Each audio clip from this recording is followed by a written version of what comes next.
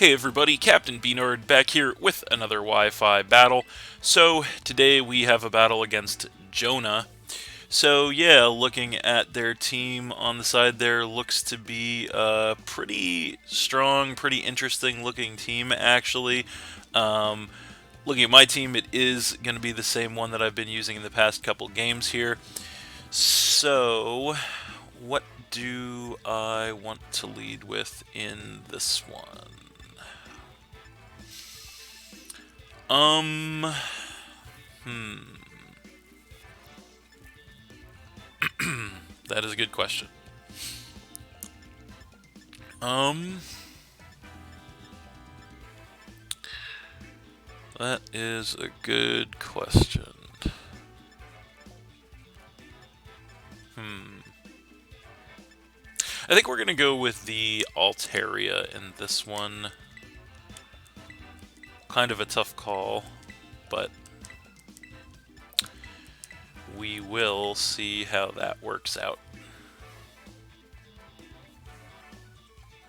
Definitely difficult to game plan as they do have a lot of starters there on the team.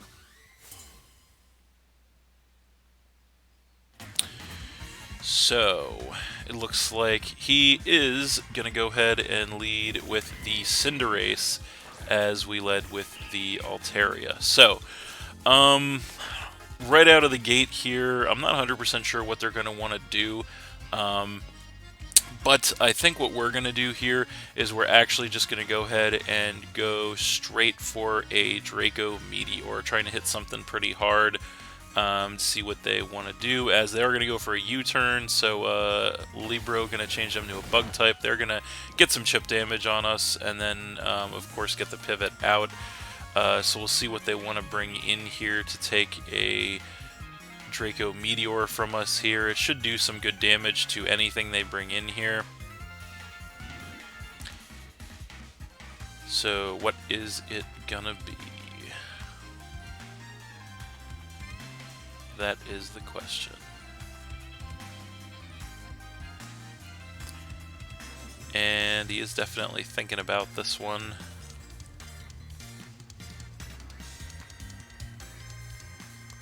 Quite a bit.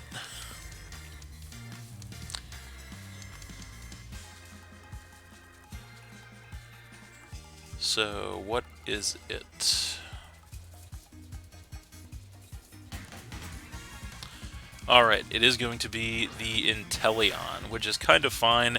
As we go for the Draco Meteor, we don't miss, luckily, and that is going to go ahead and knock this thing all the way down to a Focus Sash. Unfortunately, it does survive because of it, and we are going to take that harsh special attack drop and take some Life Orb damage. So, I don't really want to stay in here because we don't want to get taken out with an Ice attack, so I think what we're going to do here is we're going to go ahead and switch into the Flareon, predicting the Ice attack. We know this thing outspeeds us, so don't want to lose the Altaria for no reason. So, there is the Flareon, and they are going to go for the Blizzard, and they actually miss, which is good for us. Don't know how much damage it would have done, as we are max HP and kind of bulky on the special side, but then we are going to get poisoned off the Toxic Orb, which is good. That's going to activate our Guts, and this turn we can just go straight for a Quick Attack. They don't see it coming, and the Quick Attack will be more than enough to finish the Inteleon off and knock them down to 5. So that is great news for us, as we do take some damage from the poison. So we'll see what they want to bring in response to that, and it is going to be the Typhlosion. So yeah, how do we want to play this? I don't know if it's really worth switching, so I feel like we should be able to take an attack from this thing. So I think we're just going to stay in and go for a Facade here, as they have Earthquake on deck, and they go for that.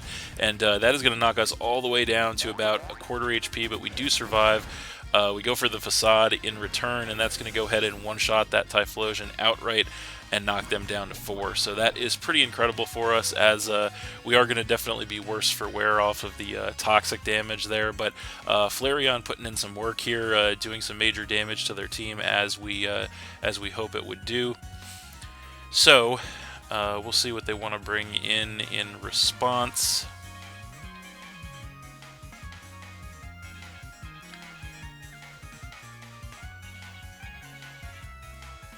And they are definitely thinking about this one as well, pretty hard.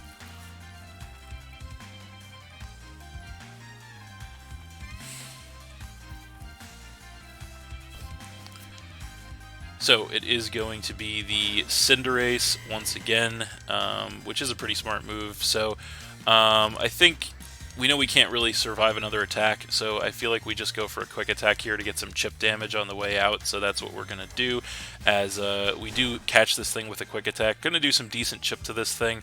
They're going to go for a high jump kick actually in return. Libero going to change them to a fighting type.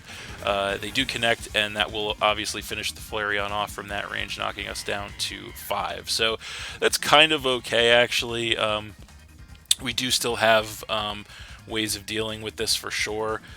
So I think what we're going to do is actually go ahead and come in with the Barraskewda.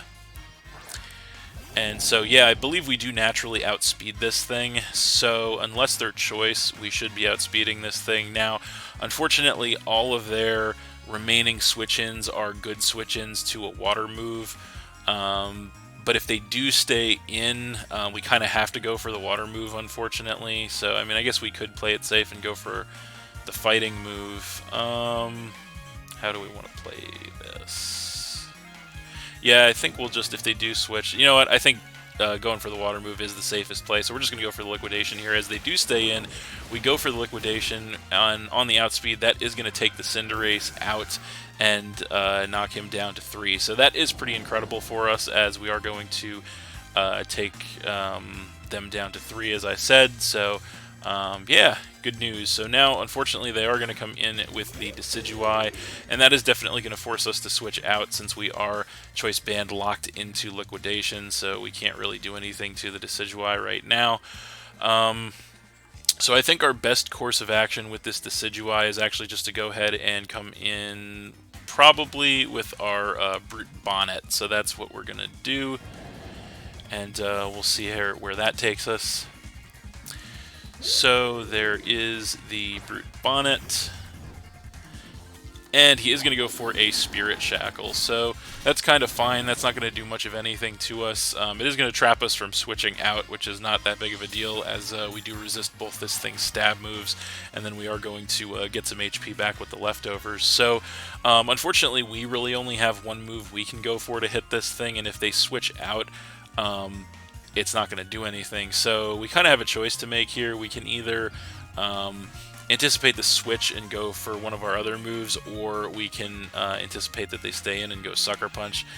I don't feel like they stay in here, but they don't even really have that great of a switch either. So I don't feel like they stay in. I feel like they switch, so it'd be good to get some damage as opposed to no damage. So I think we're just going to go for the Seed Bomb here, as they actually do stay in, to my surprise, and they go ahead and bust out the Terra.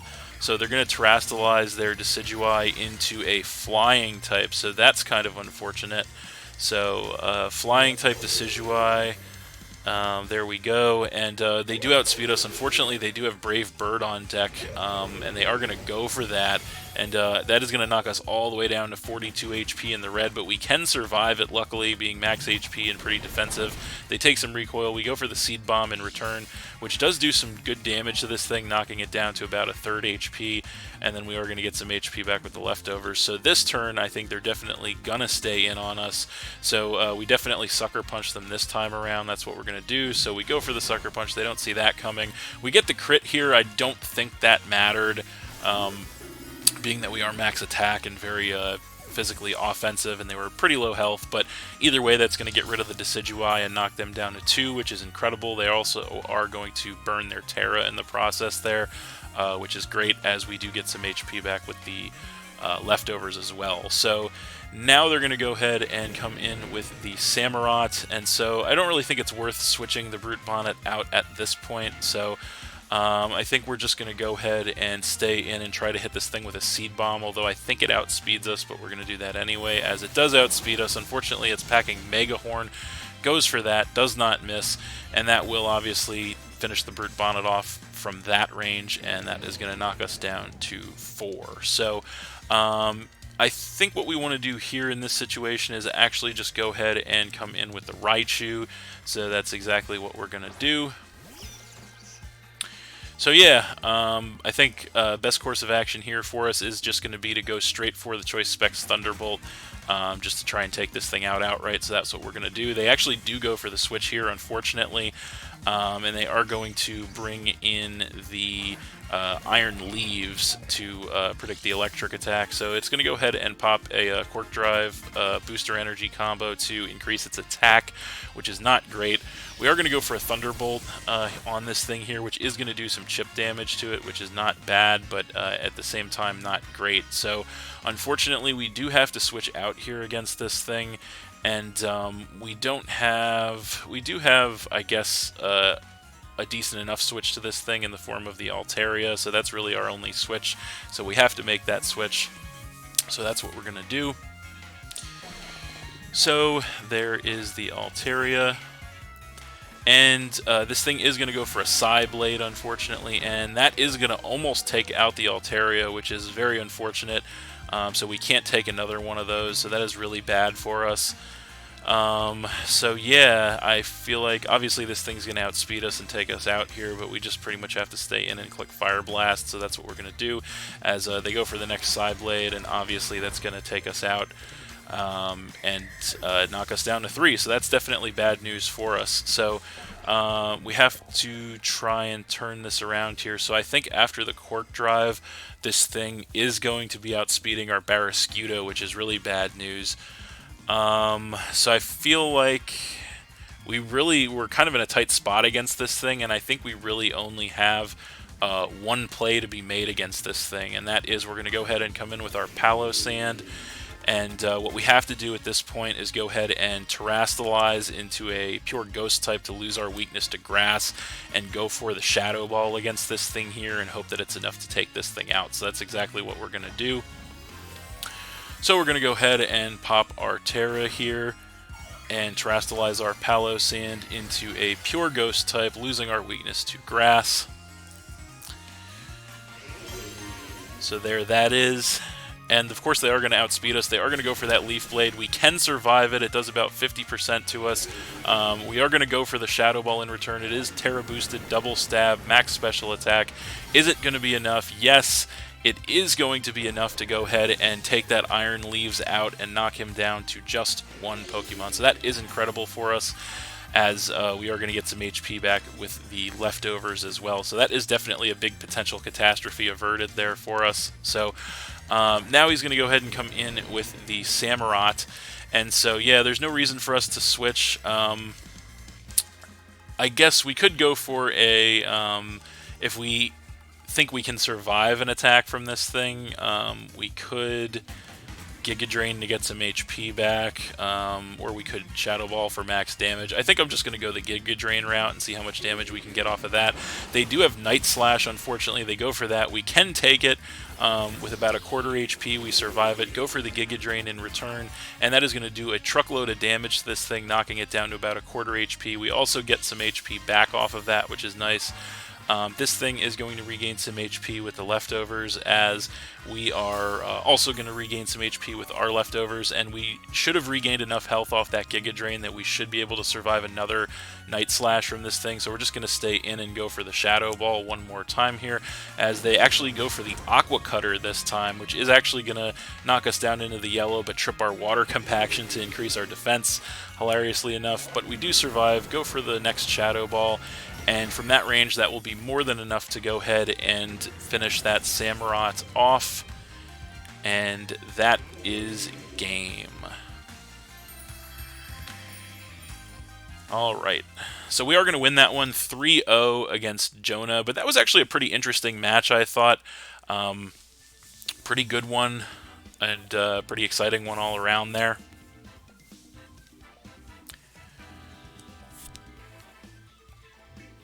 So yeah.